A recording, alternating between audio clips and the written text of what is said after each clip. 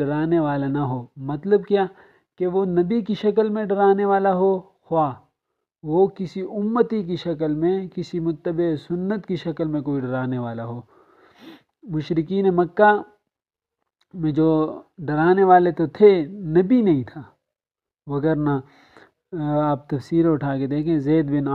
عمر بن نفیل جو ہیں وہ توحید پرست تھے، اور اس طرح باقی بھی کئی حضرات تھے جو توحید پرست تھے، وہ لوگوں کو ڈراتے تھے، لیکن ان کے لیے کوئی مستقل نبی نہیں تھا اس قوم کے اندر۔ باقی جس طرح